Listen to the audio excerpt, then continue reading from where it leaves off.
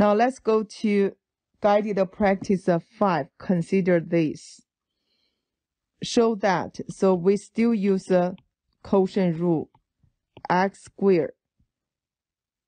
E to the negative x power, we do derivative times x. Minus e to the negative x power times x, the derivative. E to the negative x power, when we do derivative, for any e to the what power, you will get itself. Remember, that's the rule. Then you have to do the derivative for this negative x, will be negative 1. So you get the e to the negative x power times negative 1, then times x, minus e to the negative x power times 1 over x squared. So we organize. You will get the x squared. Negative e to the negative x power times x, minus e to the negative x power. We take a negative e to the x power outside, get the x plus 1, then x squared. Then we draw the Sine diagram. Remember, e to the negative x power always greater than 0. Never be equals to 0. So we have x1 equals negative 1, x2 equals 0. This is a vertical asymptote line. So you have here's 0, negative 1. Vertical asymptote line. We choose 1, plug in. So you get negative e to the negative x power will be negative. 1 plus 1, that's a positive. Denominator is still positive, so we get a negative here. Then for 0, that's a x squared, even power, so the sign stays.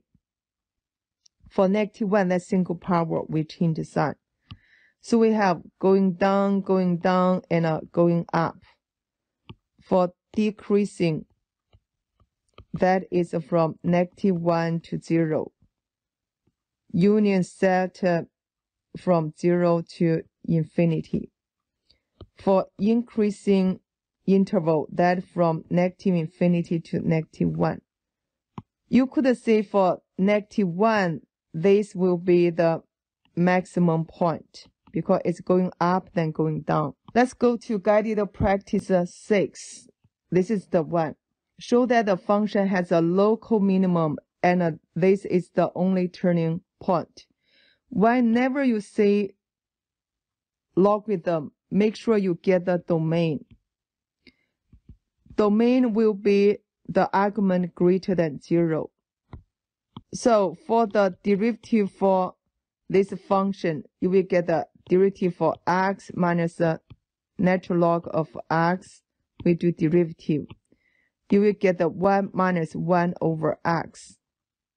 We put this together, multiply by x. You will get the x minus 1. Now let's draw the Sine diagram. Before that, you have to get the roots. We make a top equal 0, x1 equals 1. Make a denominator equal 0, x2 equals 0. That's a vertical asymptote line. So you will get the 0, here's 1. Remember, the 0 is a vertical asymptote line. But your domain is x greater than 0. Therefore, I will say, let me choose 2, plug in.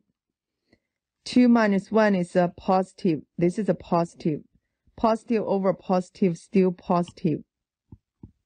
For the 1, that's single power, here's a negative. Therefore, you could say this is going down, this is going up. Show that the function has a local minimum. We use this Sine diagram to show the local minimum at x equals to 1.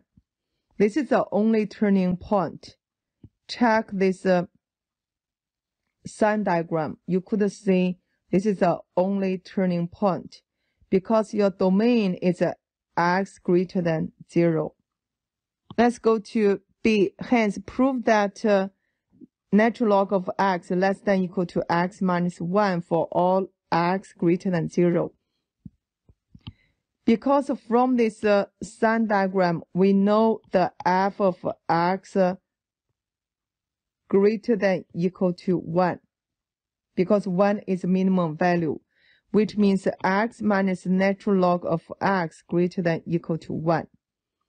So I move this one over here, 1 to the left side. You will get the x minus 1 greater than or equal to natural log of x. In other words, I can write out natural log of x less than or equal to x minus 1. That's it. That's how you prove. Let's go to guided practice 7. Consider this. Touch the line with the equation y equals 9x plus 2 at the point 0, 2. Has a stationary point at -1, -7. Find the p of x. Whenever see the point, that means we need to plug in. So p of 0 equals a times 0 to the third power plus b times 0 squared plus c times 0 plus d. It will be equals to 2. This is a 0, so we can get the d equals 2. After you get the d equals 2, remember this. Y equals 9x plus 2. That means the derivative of 0, that equals 9. Because for derivative means the slope of a tangent line. This slope, that's 9. First of all, we need to figure out the derivative of p of x. That is, drop down this, that minus 1. So we have 3ax squared plus 2bx plus c. Then we plug in 0 because it at 0, 2. You will get the 3a 0 squared plus 2b times 0 plus c. It has to be equals to 9. 0, 0, so we get the c equals to 9. Get the d and c. This is the first step to get the d. This is the second step to get the c.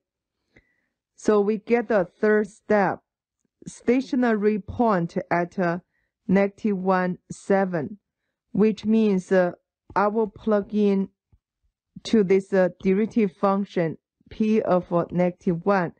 That will be 0. So I plug -1 into this function. You will get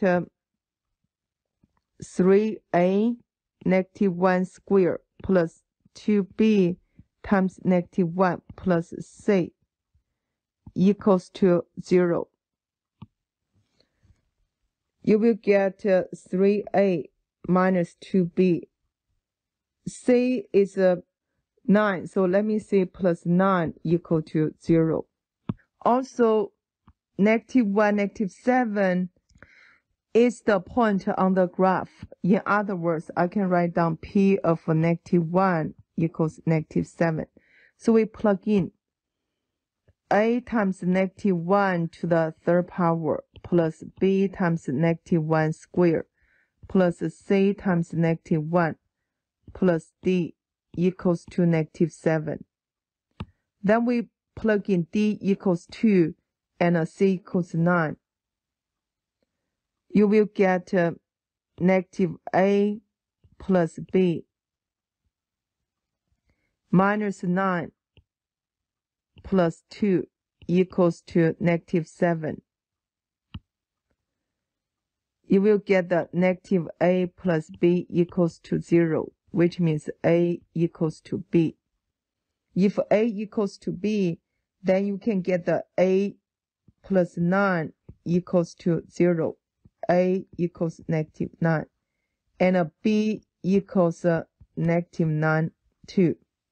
In other words, we can figure out P of x equals negative 9x third power minus 9x squared plus 9x plus 2. Let's go to guided practice 8. Consider f of x equals e sine x. X is between 0 and 2 pi. Find the intervals where the function is increasing or decreasing, and classify all the stationary points. For f prime of x equals e to the sine x power times sine x prime according to the chain rule. So we have e to the sine x power times cosine x. We will set up f prime of x equals 0, e to the sine x power times cosine x equals 0. We know e to the x power greater than 0. In other words, e to the sine x power greater than 0. So both sides we can divide it by e to the sine x power. Then we have cosine x equals 0. Let's go to the unit circle. Coordinate is CST. CST. According to CST, cosine pi over 2 equals 0. Cosine 3 pi over 2 equals 0. So x equals pi over 2 and 3 pi over 2. Let's write down the quadrant. 1, 2, 3, and 4. Then all students take calculus. We know in the first and then the fourth quadrant, cosine is positive. In the second and the third quadrants, cosine is negative. So let's draw the Sine diagram. We know 0 and 2 pi are endpoints. Pi over 2 and 3 pi over 2. According to this, all students take a calculus. We know this is a positive. Here is negative, then positive. So for pi over 2, go up and then down. This is a maximum point. For 3 pi over 2, going down because it's negative, that means decreasing function. Then go up. So 3 pi over 2 is a minimum point. Based on the Sine diagram of f prime of x. Based on the Sine diagram of f prime of x, f of x is increasing in the open interval from 0 to pi over 2, union the open interval from 3 pi over 2 to 2 pi. And f of x is decreasing in the open interval pi over 2, 3 pi over 2. And f of x has a local maximum point at x equals pi over 2, and a local minimum point at x equals 3 pi over 2.